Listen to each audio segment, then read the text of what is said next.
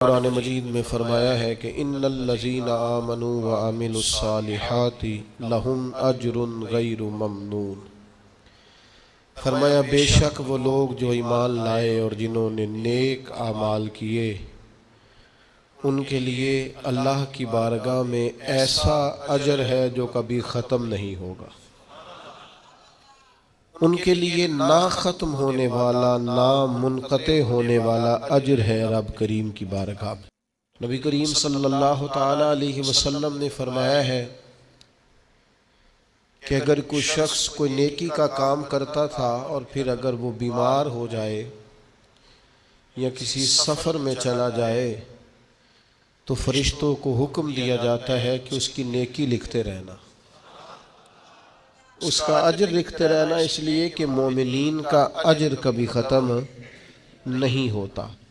آپ کبھی غور فرمائیں کہ جب اتنا کسی کو اجر ملتا ہے، اتنا اجر ملتا ہے کہ وہ کبھی ختم نہیں ہوگا، تو پھر کرنے کا کام یہ ہے کہ ہم خیر کے کاموں کی منصوبہ بندی کریں، ہر وقت کوئی نہ کوئی عمل صالح کریں۔ کسی شخص کو اگر پتہ چل جائے نا کہ اس بزنس میں پرافٹ ہی پرافٹ ہے، اس کے اندر نفع ہی نفع ہے، تو وہ تو اس کی کئی برانچیں بنانی شروع کر دیتا ہے۔ وہ کہتا ہے یہاں بھی کھول لوں، یہاں بھی کھول لوں، یہاں بھی کھول لوں۔ تو بھئی نیک اعمال ایسا اجر والا عمل ہے کہ جس کا اجر کبھی ختم ہی نہیں ہوگا۔ اب کیا کرنا چاہیے؟ اب بہت سارے نیک اعمال کی منصوبہ بندی کرنی چاہیے۔ اور وہ عمل کیسے کرنے ہیں؟ دو تین چیزیں ہیں۔ سب سے پہلی، کوئی بھی نیک عمل کریں تو اپنی نیت کو درست کریں، حسن نیت کو اپنائیں۔ نیتوں کا بگاڑ، ارادوں کی خرابی، یہ اچھے بھلے اعمال کو ضائع کر دیتی۔ جب ہماری طبیعت اس طرح کی ہو کہ ہم اچھی نیتوں کے ساتھ آگے بڑھیں، خیر کے ارادوں کے ساتھ آگے بڑھیں، ہم اس دین کے ماننے والے ہیں جس پر قیامت والے دن ان اعمال کا بھی اجر ملے گا جو کیے ہی نہیں ہوں گے۔ تو پوچھا جائے گا مالک یہ تو عمل کیا ہی نہیں، تو فرمائے اس کا ارادہ تو کیا تھا نا، نیت تو تھی نا، تم خالص تو تھے نا، موقع نہ بن سکا، تمہارے لیے اسباب نہ ہو سکے، لیکن اجر تو ملا۔ اور امام غزالی فرماتے ہیں کچھ اعمال لے کر فرشتے اللہ کے حضور حاضر ہوں گے، رب کریم فرمائے گا واپس لے جاؤ ان اعمال کو، میرے لیے نہیں کیے، یہ تو کسی اور کو دکھانے کے لیے کیے۔ حسن نیت، اچھا ارادہ، پروگرام اس طرح کا جس میں اللہ کی رضا شامل ہو۔ آپ جب تک نیت کا وضو نہیں کرتے، ارادوں میں اخلاص پیدا نہیں کرتے، اور ہم لوگ جب تک اپنے معاملات میں آگے جانے کے لیے محض اللہ کی رضا کو پیش نظر نہیں رکھتے، اتنی دیر تک عمل بیکار ہے۔ اس لیے کہ نبی پاک صلی اللہ تعالی علیہ وسلم نے فرمایا رب نہ تمہارے مالوں کو دیکھتا ہے نہ تمہارے چہروں کو دیکھتا ہے، وہ تو تمہارے دلوں کو دیکھتا ہے۔ تو سب سے پہلے تو باطنی طور پر یہ بہت سارے لوگ ایسے ہیں زندگی میں آگے جانا چاہتے ہیں، بڑھنا چاہتے ہیں، لیکن ان کے ساتھ حسن نیت کا ساتھ نہیں، ارادوں میں خلوص نہیں۔ وہ جو منصوبہ بندی بنا رہے ہیں اس کے اندر اللہ کی رضا شامل نہیں۔ تو مجھے بتائیے جب اللہ کی رضا ہی شامل نہیں ہوگی تو اللہ کی مدد کیسے شامل ہوگی؟ اللہ کی مدد اس کام میں شامل ہوتی ہے جس میں اللہ کی رضا مطلوب ہو، اور جب مطلوب ہی اللہ کی رضا نہ ہو، دنیا داری، شہرت، پیسہ، مال، دولت، کچھ مل جائے، کچھ اصول ہو جائے، مجھے بھی کچھ جاننے لگ جائے، تو پھر جس طرح کی نیتیں ہوتی ہیں اسی طرح کا اس شخص کو اس کا پھل بھی دیکھنے کو ملتا ہے۔ سب سے پہلے تو اچھی نیت کسی بھی عمل کے لیے، اور اس کے فوراً بعد مناسب منصوبہ بندی۔ مسلمانوں کا آج سب سے بڑا مسئلہ یہ ہے کہ یہ کام کرتے ہیں لیکن کسی منصوبہ بندی کے تحت نہیں کرتے۔ ہم اپنے کاموں کو مرتب نہیں کرتے، نظم و نسق کا حصہ نہیں بناتے، ہمارے کام بے ترتیب ہوتے ہیں، الجھے ہوئے ہوتے ہیں۔ ہم جن پیارے نبی کریم صلی اللہ تعالی علیہ وسلم کے غلام ہیں، حضور ہر کام کرتے تھے تو مناسب منصوبہ بندی کے ساتھ فرمایا کرتے۔ جنگ بدر کا موقع ہے تو نبی پاک علیہ السلام نے پہلے مجلس مشاورت منعقد کی ہے، صحابہ سے رائے لی ہے، اس کے بعد صفوں کو سیدھا کرایا، ہر آدمی کی اس مقام پر ڈیوٹی لگائی، اور پھر اللہ کے محبوب نے مصلی بچھا کے اللہ سے مدد کا سوال کیا۔ جنگ احد کا موقع ہے تو سرکار نے ڈیوٹیوں کو تقسیم فرمایا، ایک چھوٹا سا حصہ صحابہ کا، ایک جماعت جس کی ڈیوٹی تھی کہ یہ درہ تم نے نہیں چھوڑنا، تو ایک درہ ہی چھوڑا انہوں نے، تو اس کا نتیجہ بہت ساری شہادتوں کی صورت میں سامنے آیا ہے۔ جنگ خندق کا موقع ہے تو سرکار کی منصوبہ بندی دیکھیں، 10,000 کا لشکر مدینے پہ حملہ آور تھا، ٹھنڈ تھی، قحط تھا، تو مدینے کے تینوں جانب تو مکانات تھے، کافر داخل ہی نہیں ہو سکتے تھے، کونا خالی تھا، تو نبی کریم علیہ السلام نے صحابہ سے مشورہ کیا تو حضرت سلمان فارسی نے کہا خندق کھود لینی چاہیے۔ اس خندق کو کھودا گیا، اور پھر وہ 10,000 کے لشکر کو جس طرح روکا گیا ہے اور جس طرح وہ ناکام ہو کر لوٹ گئے ہیں، اللہ تبارک و تعالیٰ نے اس کو فتح عظیم مسلمانوں کی بنا دیا۔ فتح مکہ کا موقع آپ دیکھ لیں تو حضور کی منصوبہ بندی دیکھیں، سب سے زیادہ دینی لوگوں کو ضرورت ہے مناسب منصوبہ بندی، او اللہ خیر کرے گا جی، او بسم اللہ جی تسی آ جاؤ، او خدا کے بندے جن بزرگوں کا آپ نام لے رہے ہیں اور جس دین کی آپ بات کر رہے ہیں، وہ دین ہی منصوبہ بندی کا حکم دیتا ہے، حکمت عملی سے اور تدبر سے چلنے کی بات کرتا ہے، وہ دین ہی کہتا ہے کہ آپ چیزوں کو مرتب کر کے کریں، بے ترتیب اور بے ڈھنگے، یعنی ایک شخص کے بکھرے ہوئے بال تھے، الجھی بھی اس کی حالت تھی، تو نبی پاک علیہ السلام نے دیکھ کے فرمایا کتنا اچھا ہوتا اگر یہ کنگھی کر لیتا تھا، یہ سوار لیتا اپنے آپ کو، پسند کیا نبی پاک۔ آپ اچھی منصوبہ بندی کے ساتھ آگے بڑھیں، آپ کسی کام کے لیے لوازمات بھی جمع کریں، پر آپ کا اس کے لیے طریقہ کار مرتب کرنا۔ ایک بڑی سادہ مثال ہے، کام کو کام سکھاتا ہے، جب آپ کوئی کام کرتے ہیں تو کام کرنا آ جاتا ہے، لیکن جب کام لوگ کرنا ہی نہیں چاہتے پھر ان کو کام کرنا نہیں آتا، کام کو کام سکھا دیتا ہے۔ حضور فتح مکہ کے لیے تشریف لے گئے تو نبی پاک علیہ السلام نے صحابہ کرام سے فرمایا ہر آدمی اپنی الگ سے آگ جلائے گا کھانا پکانے کے لیے۔ ایسا ہوتا نہیں تھا روٹین میں، مطلب اب کھانا پکانا ہے 500 کا 1000 آدمی کا تو ٹھیک ہے، ایک جگہ پہ کھانا پک سکتا ہے، دیگیں پکا نہیں لیتے ہم لوگ۔ فرمایا ہر مجاہد اپنا چولہا جلائے، تو جب 10,000 چولہے جلے تو ان کے ذہن میں تو نہیں تھا نا کہ ایک ایک بندے نے جلایا ہے۔ وہ جب چڑھے پہاڑیوں پر کفار مکہ اور انہوں نے منظر دیکھا تو انہوں نے کہا یہ تو کوئی لاکھوں لوگ آ گئے، یہ تو بڑا عجیب صورتحال ہے، ان پر تو روب طاری ہو گیا، اور وہ جو تھوڑا بہت مزاحمت کرنا چاہتے تھے جناب ابو سفیان نے واپس آ کے کہا سی بھی نہ کرنا، کیونکہ جتنا بڑا وہ لشکر ہے جناب عباس سے کہنے لگے حضرت ابو سفیان ابھی مسلمان نہیں ہوئے تھے، کہنے لگے دیکھیے آپ کے بھتیجے کس شان و شوکت سے مکے میں داخل ہوئے، اسلام کسی کو دقت نہیں دیتا، لیکن نبی پاک علیہ السلام نے فرمایا فتح مکہ کے موقع پر کہ تنگ گلیوں سے داخل ہونا ہے ہم نے مکے میں، کشادہ گلیاں موجود ہیں، کیوں تنگ گلیوں سے داخل ہونا ہے؟ جب تنگ گلیوں سے لشکر گزرتا تھا تو گھوڑا گزرا، دوسرا گزرا، تیسرا گزرا، یہ تو گھنٹوں پتہ نہیں کتنا کو لمبا لشکر ہے، ان کو سمجھ ہی نہیں آ رہی تھی۔ آپ مناسب منصوبہ بندی کریں، آپ کا انداز خوبصورت ہو، آپ بہترین طرز کے ساتھ کام کریں، پھر آپ کو اندازہ ہوگا کام کیسے کرنا ہے۔ ہمیں نہ لوگ کام نہیں کرنے دیتے، لوگ پتہ کیا کہتے ہیں او بسم اللہ پڑھو جی اللہ خیر کرے گا، او بھائی اللہ تو خیر کرے گا، پر رب کریم نے بھی تو اصول دیے ہیں نا، سارے جانوروں کی قربانی نہیں ہوتی، جانور بھی مخصوص ہوگا، اس کی عمر بھی مخصوص ہوگی، وقت بھی مخصوص ہوگا، ایام بھی مخصوص ہوں گے، طریقہ کار ہوگا۔ آپ بے ترتیب جب کام کرتے ہیں تو اس میں الجھاؤ پیدا ہوتے ہیں۔ مناسب منصوبہ بندی، ایک اچھی ترتیب، ایک منظم۔ میں شروع میں جب ہم نے محفلوں کا آغاز کیا تو میں نے دعا کا ٹائم لکھنا شروع کیا، اتنے بجے دعا ہو جائے گی، تو لوگ مجھے کہنے لگے آپ عجیب آدمی ہیں، اتنے بجے دعا ہو جائے گی، یہ کیسے ہو سکتا ہے، لوگ تو آتے ہی نہیں۔ صرف 2 دفعہ ایسا ہوا ہے، زیادہ نہیں کہ دعا کے بعد لوگ آئے اور انہوں نے کہا محفل ختم بھی ہو گئی 2 دفعہ، پھر ان کو پتہ چل گیا کہ یہ واقعی ختم کر دیتے ہیں، پھر ٹائم پہ آنے لگ گئے۔ کوئی لمبی محنت نہیں کرنی پڑی، کوئی ہمیں زیادہ نہیں وہ کرنا، کچھ بھی نہیں، کوئی ہمیں زیادہ اس میں دشواری نہیں ہوئی۔ آپ نظم بنائے، نظم۔ میں جن محافل میں شرکت کرتا ہوں دوستوں کو پتہ ہے یہ ٹائم پہ آتا ہے اور وہ تیار ہوتے ہیں، لوگ بھی ذہنی طور پر تیار ہوتے ہیں۔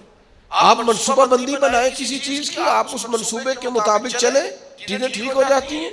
لیکن ہمارے ہاں نظم ہی نہیں ہے، منصوبہ بندی نہیں، کسی کام کو کرنے کا کوئی طریقہ نہیں ہم وضع کرتے، ہماری ترتیب نہیں ہے۔ جب تک آپ مرتب نہیں ہیں، یہ ہمارے حکیم الامت مفتی احمد یار خان صاحب نعیمی، مفتی صاحب رحمۃ اللہ علیہ نے قرآن مجید کے ایک پارے کی ایک تفسیر ایک جلد میں لکھی ہے، ایک پارہ اور ایک جلد پڑھایا ہے، پڑھا ہے، مشکات کی شرح کی۔ کسی نے ان سے کہا اتنا کچھ لکھا ہے آپ نے، پڑھا نہیں جا سکتا؟ تو فرمانے لگے صرف ایک کام کیا ہے، میں نے اپنے ٹائم کو مرتب کیا ہے۔ مفتی صاحب 1 بجے جمعے کی تقریر شروع کرتے تھے اور جب وہ الحمدللہ سپیکر میں کہتے تھے لوگ اپنی گھڑیاں ٹھیک کرتے تھے کہ 1 پورا بج گیا ہے۔ ہم کوئی ترتیب ہی نہیں، وقت کا ضیاع ہے۔ 2-4 چیزیں ایسی ہیں جن پر بالکل فوکس ہے لوگوں کا، وقت کو ضائع کریں، کوئی ترتیب نہیں۔ تو مناسب منصوبہ بندی۔ تیسری بات، اچھی نیت، مناسب منصوبہ بندی، اور تیسری بات سچی لگن۔ جب تک آپ میں لگن نہیں ہوتی، آپ تھوڑی دیر کام کر کے اکتا جاتے ہیں، مسلسل نہیں کر پاتے۔ یہ طلب جب پیدا ہوتی ہے، یہ لگن جب پیدا ہوتی ہے، پھر کام ہوتا ہے۔ آپ کے اندر لگن ہی نہیں ہے تو کام کیسے ہوگا؟ وہ تڑپ ہی نہیں ہے، کچھ کرنا ہی نہیں چاہتے، مزاج ہی نہیں ہے، کیسے کام ہوگا؟ کام ہو جاتا ہے، صرف اس کے لیے آپ مسلسل محنت کریں، مسلسل۔ پتھر پہ پانی پڑے متصل تو بے شبہ گھس جائے پتھر کی سیل۔ پانی کا ایک قطرہ کبھی بھی سیمنٹ میں سوراخ نہیں کر سکتا، لیکن اگر مسلسل گرتا رہے نا تو وہ سیمنٹ میں بھی سوراخ کر لیتا ہے، پلستر والی پکی جگہ ٹائلوں والی میں بھی وہ گھس جاتا ہے۔ کیوں؟ کہ مسلسل ہے نا، استقامت ہے نا، لگن ہے نا، لگن سے کام کریں۔ وہ بہت سارے دوست آ کے مجھ سے کہتے ہیں میں بڑے ہی کام کیتے نے کوئی کامیاب نہیں ہویا۔ میں کہا بڑے چھاڑ دے تو ایک ہی کار، انہوں 4 دن چاج نال کار ٹھیک ہو جائے گا۔ بڑے کرنے کے چکر میں کوئی بھی نہیں ہوتا۔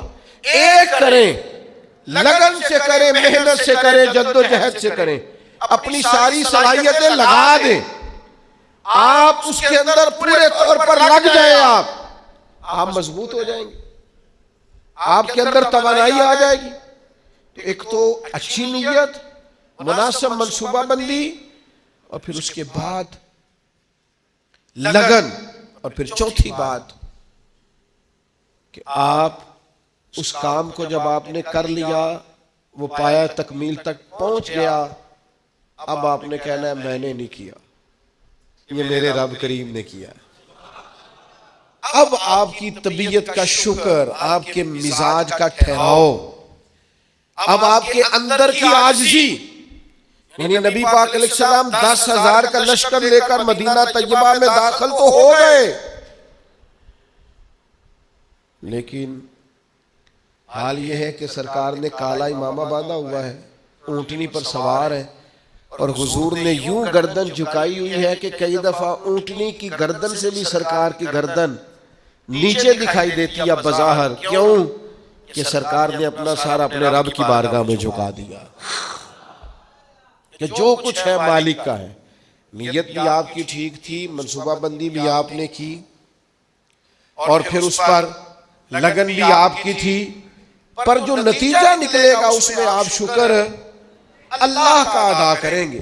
اور جب تک آپ اللہ کا شکر ادا نہیں کریں گے اتنی دیر تک محسوس نہیں ہوگا کہ آپ کی توجہ اللہ کی جانب ہے۔ قرآن مجید نے کہا لَإِن شَكَرْتُمْ لَأَزِيدَنَّكُمْ، اگر کرو گے نہ شکر تو میں نعمتوں میں اضافہ کر دوں گا۔ وَلَئِن كَفَرْتُمْ إِنَّ عَذَابِي لَشَدِيدٌ، اور اگر کفران نعمت کرو گے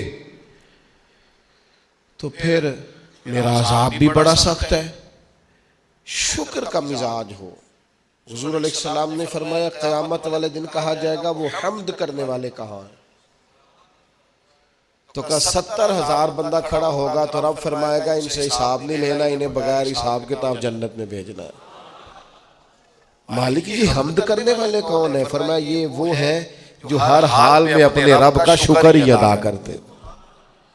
طبیعت پھر شکر والی ہو، مزاج اپنے رب کے حضور جھکنے والا ہو، یعنی نعمت ملنے پر یہ خیال نہ ہو کہ جناب یہ میری محنت کا نتیجہ ہے، آخر میں انسان کہے یہ میرے رب نے فضل کیا ہے اور مجھے عطا فرمایا۔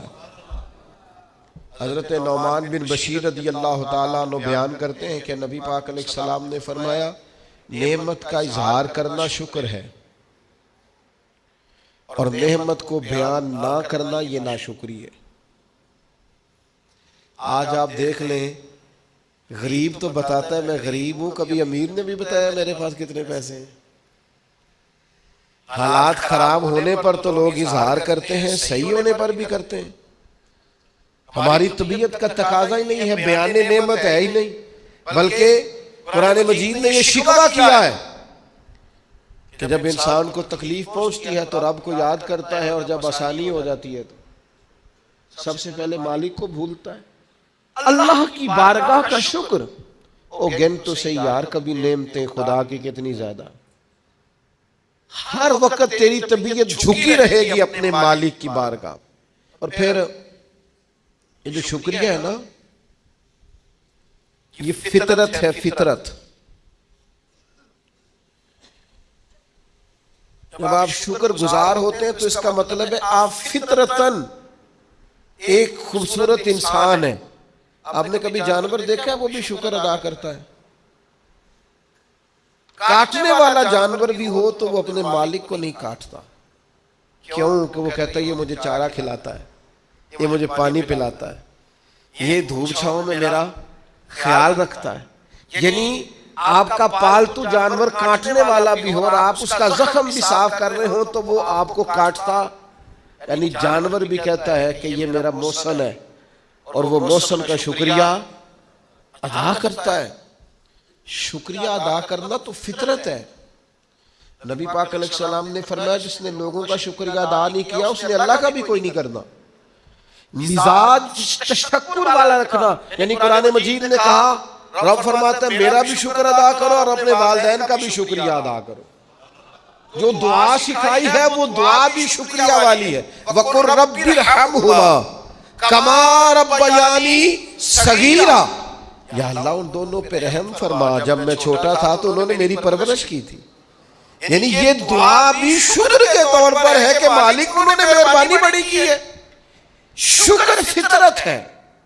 اگر آپ شکر گزار نہیں ہیں، مزاج آپ کا شکریہ والا نہیں ہے، یہاں نا بڑا مشکل آگے ہو گیا ہے لوگوں کے لیے۔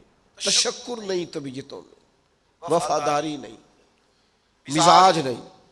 میرے بھائی شکر کی طبیعت، شکر کا مزاج۔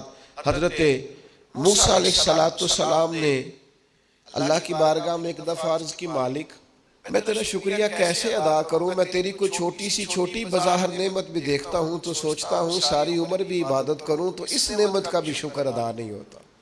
وہ جو ان کے دل کی گہرائیوں میں بات ہے وہ اپنے جذبات کا اظہار کر رہے ہیں۔ حضرت موسیٰ کلیم عرض کرتے ہیں، مالک میں تیری چھوٹی نعمت بھی کبھی دیکھتا ہوں نا تو سوچتا ہوں ساری عمر بھی اس کے لیے عبادت کروں، جھکا رہوں سجدے میں، تو اس نعمت کا شکر ادا نہیں ہو سکتا، تو ساری نعمتوں کا کیسے کروں؟ تو جب یہ جملہ کہا نا حضرت موسیٰ نے تو رب کریم نے فرمایا، اے کلیم اب آپ نے میرا شکر ادا کیا ہے۔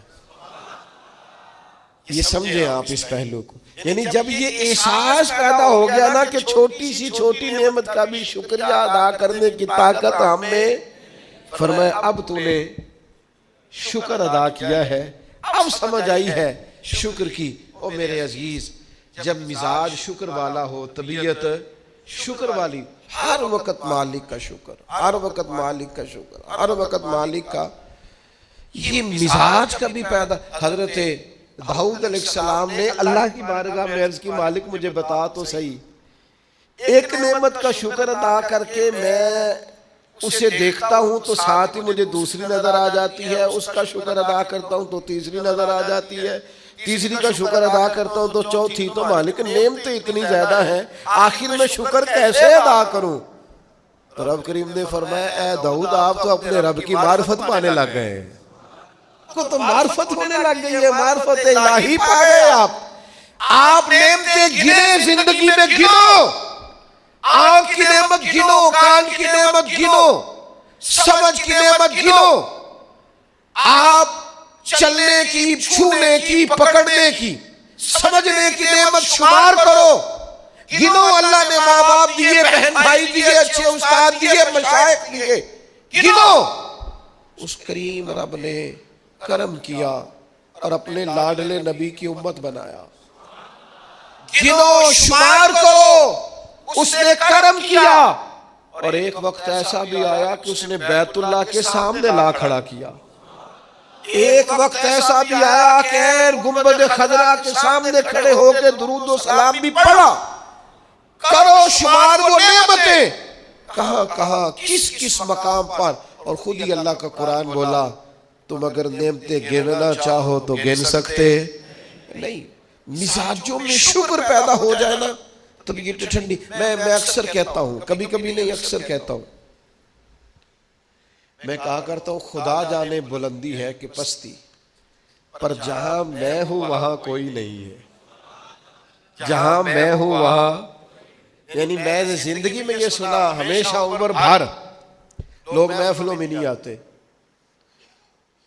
پھر میرے دوستوں نے میرے کانوں میں یہ بھی کہنا شروع کر دیا تسی نہ اعلان کرے آجے پھر سڑکوں بندے نہیں سامنے جاندے. وہ کبھی میں نے زندگی میں کہتے تھے لو جی لوگ اسکولوں میں بچے بھیجتے ہیں اور کالجز اور یونیورسٹی میں بھیجتے ہیں، مدرسوں میں نہیں بھیجتے. پھر یہ کہ دور دراز سے سفارشیں آنے لگ گئیں کہ تسی ان ساڑھا بچہ نہیں داخل کر دے. وہ جو انداز کبھی اور تھے پھر وہ حالات بالکل بدلتے دیکھے، کیفیات بدلتی دیکھی، طبیعت بدلتی دیکھی. ایک دوست یہاں وقت لینے آ گئے اور میں وہاں انہوں نے جلسہ رکھ لیا. میں نے ان سے کہا بھی سادے سے آدمی تھے، میڈیا سے ذرا واقف نہیں تھے، پرانے آدمی تھے، بزرگ تھے. تو میں نے ان سے کہا کہ میں آ جاؤں گا لیکن یہ کہ مہربانی یہی ہے کہ آپ تھوڑا سا کوئی اور اہتمام کر لیں. کہنے لگے نہیں آپ کو ہی آنا. پھر میں چلا گیا، ہو کے آیا. سارے لوگوں نے زندگی بھر کا ہے دوبارہ کدو ٹائم دیا گے. انہوں نے آکھیا تو انہوں اگوں نہیں بلانا. میں کیوں دی کی وجہ ہے؟ انہوں نے کہا دی تے مسجد دے چھڑن لگے تھن بندے ساڑی، پرانی مسجد تے ساریاں چھتاں پر گئیاں. تو بھئی ہمارے بس کی بات نہیں ہے. خدا جانے بلندی ہے کہ پستی، پر جہاں میں ہوں وہاں کوئی نہیں. آپ مزاج شکر والا پیدا کریں، طبیعت شکر والی. میں نے زندگی میں صرف ایک ہی چیز محسوس کی ہے کہ یار جتنی نعمتیں ہم ان کا شکر ادا کرنے کی طاقت ہی نہیں رکھتے.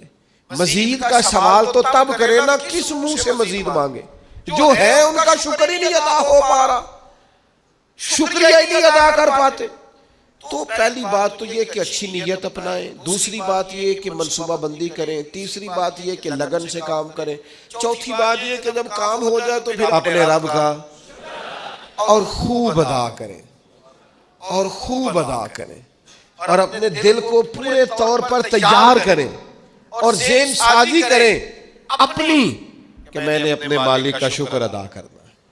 اور اس کے لیے کوشش کریں. آپ دیکھیں ہمارے نبی کریم صلی اللہ تعالیٰ علیہ وآلہ وسلم کا طریقہ مبارکہ حضرت عائشہ صدیقہ فرماتی ہیں، ترمذی میں حدیث ہے، فرماتی ہیں کچھ دیر سرکار میرے بستر میں آرام فرما ہوئے، پھر حضور نے نماز کی نیت باندھ لی تو قیام میں بھی سرکار نے آنسو بہائے، رکوع میں بھی آنسو بہائے، سجدوں میں بھی آنسو بہائے. تکمیل نماز پر میں نے عرض کی یا رسول اللہ، اللہ آپ کے صدقے اگلے پچھلوں کو معاف کرے.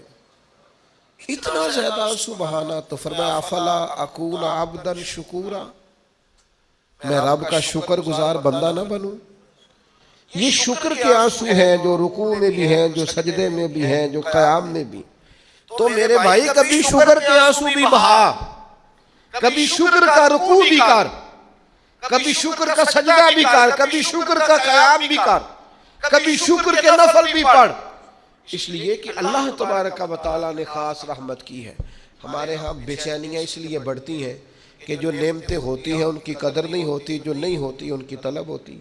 تو اسلام کے اندر لا متناہی اجر ہے، لا متناہی، لیکن شرط یہ ہے کہ حسن نیت ہو، مقصد کی لگن ہو، زبردست منصوبہ بندی ہو، پھر اپنے رب کے حضور جھکنے کا مزاج۔